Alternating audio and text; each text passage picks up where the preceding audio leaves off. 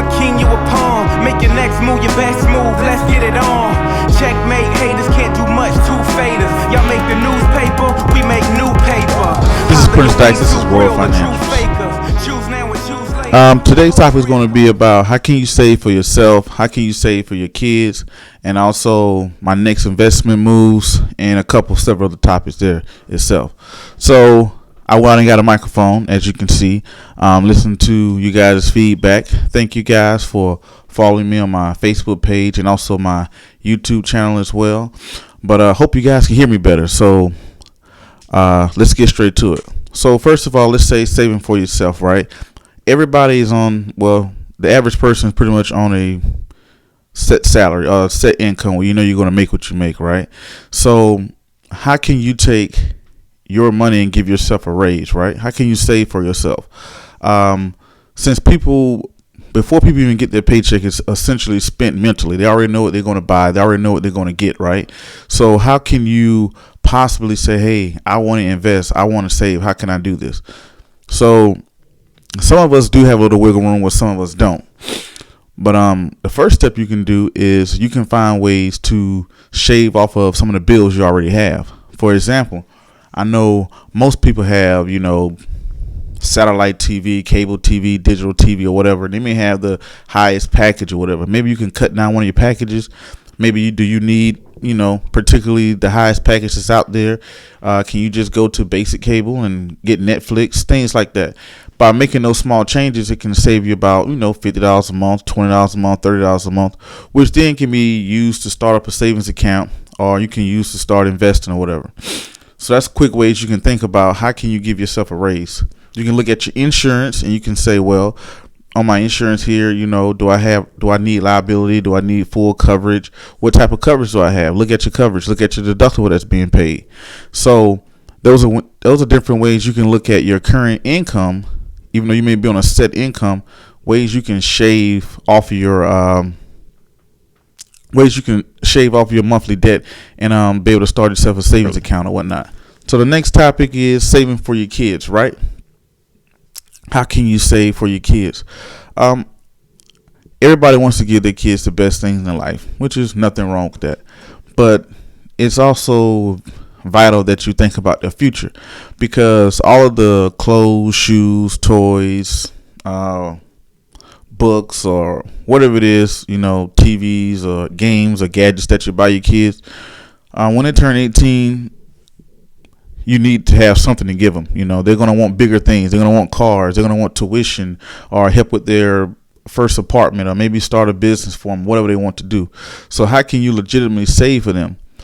You can do small things as far as, I think a national study came out on CNN that the average parent spends about $300 on Christmas for their child, which is not a bad thing. Every parent, maybe want to get a child a good Christmas, but instead of spending $300, maybe you can spend $200, and that $100 that you save, you can actually put it into a savings account. You can open up your kids a savings account, right?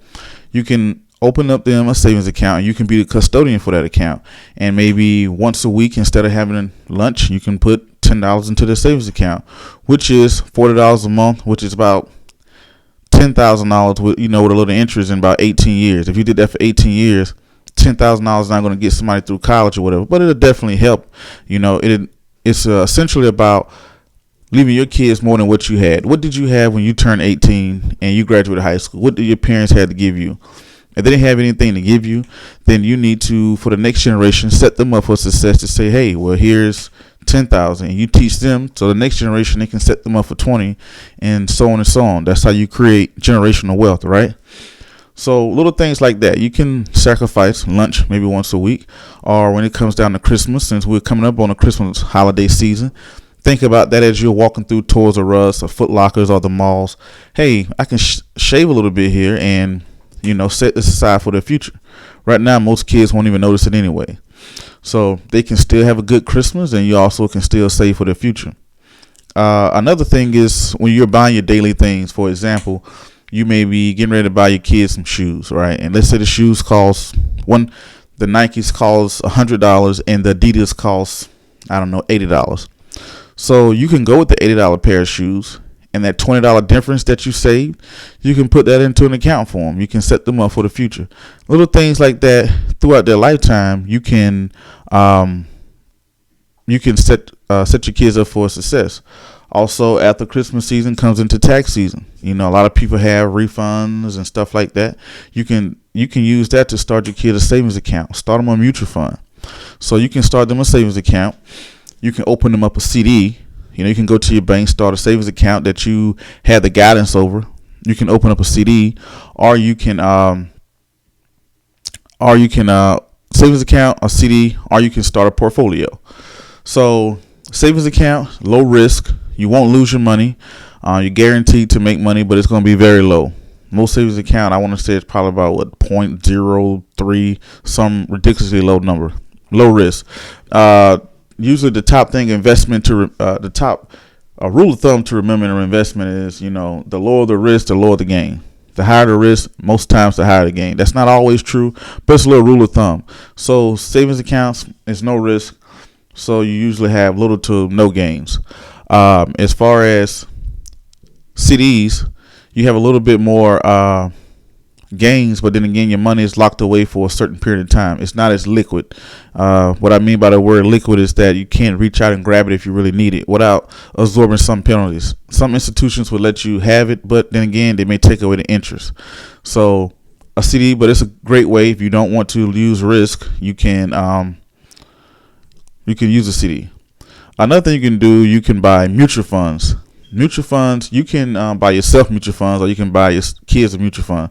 A mutual fund is nothing but a group of stocks. It's put together by financial brokers and whatnot. It's just a bunch of stocks they put together. It's usually you can pick them by if you want to be aggressive, moderate, or conservative. How much risk you want to absorb, or you can pick them by industry. You can pick the retail industry, the retail industry. You can pick the what's another industry, telecommunications industry or whatnot. So it's a lot of mutual funds out there. You can start mutual funds. I can get more in detail how you can pick those up. You can build your kids a portfolio as well. So you can do that for about 18 years, and you can set them up for success, because a lot of the things that we buy will slowly lose value over time. Those toys and clothes and gadgets and stuff like that, within a year or two, they probably end up at your yard sale, and you're probably selling them for 25%, if that, less than what you brought them. So, set your kids up for success. You can do certain things like that. All right.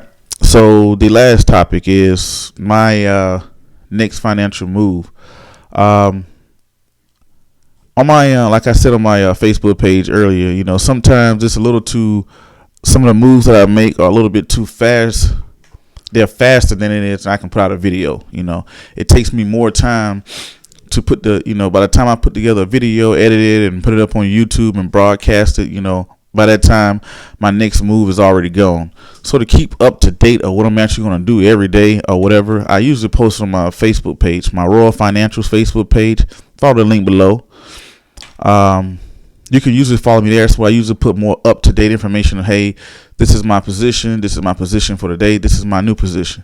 So since I have you here, right now it is 4 o'clock Central Standard Time, which means it is 5 o'clock on the East Coast, a.m. in the morning. And it is Columbus Day and October 14th. And the market is getting ready to open. So right now, the market is about... all indexes are down. What I mean by indexes are the top 3 indexes are usually the S&P 500, the NASDAQ, and the Dow Jones. They're all down right now due to, of course, the shutdown, debt ceiling, and all the stuff that's going on in D.C. So with this going on, I am essentially looking at putting puts against the Dow Jones. So puts are pretty much I'm betting against the market that the market will slide today, as investors are worried about what's going on in Washington. How long would I keep it? I'll probably keep it about 2 to 3 days, depending on what's going on in Washington. And I'll probably make if the market continues to slide, if it does slide like I predict, then, I will make money that way. So as long as the market is moving, you can make money. It doesn't matter the direction. If it's moving up or down, as long as it has some volatility. Volatility is when the market does this, when it's moving up or when it's moving down. As long as it's moving, you can make money that way, especially through option trading. That's a big thing. So that's my next move as of today, October 14th. By the time this video is up, I'm pretty sure the market will probably be open and things like that. But that is my move. My past moves, last week, I betted that the market was going to go up. The market went up on Thursday and Friday, the largest gain since December of 2011. The Dow Jones rose probably 323 points on Thursday, then another 100 points on Friday. I predicted that earlier this week. I wrote that on my Royal Financials page. You can go over there, visit my Royal Financials page, facebook.com/Royal Financials. That's my Facebook page. I predicted that, and I said that, hey, I think the market is set to come back. I put calls on the Dow. Calls is when you're betting up. The market came up, and I made money that way. So that was my investment. And also, what did I do? Another one last week that I did. Was it? I think it was Adobe. That I bet it against Adobe. I put puts against Adobe and made a profit that way as well. So today as the market get ready to open, I'm looking for ways I can slide in there and make some money this week. And I can see that the market is like it's going to take a slide today, as all investors are worried about what's going on in DC and if the Congress and them can work together to fix this debt ceiling and shut down. And when they do fix it, the market is going to go back up. It's going to take off. But as long as that's looming around, it's going to scare investors because the debt ceiling crisis is going on and stuff like that. So that's what I plan on doing. So anyway, follow me on Royal Financials, facebook.com/Royal Financials. Stay in contact here with my YouTube channel. And also I have my website under construction. It's going to be at www.royalfinancials.com. That's my website is under construction right now. And I want to thank everybody for the following, the fans and everybody that goes to my Facebook page and likes it and comments and coming to my YouTube channel and subscribing and also visiting my website. You guys keep me going. Thank you very much. Let me know how I'm doing. Thank you.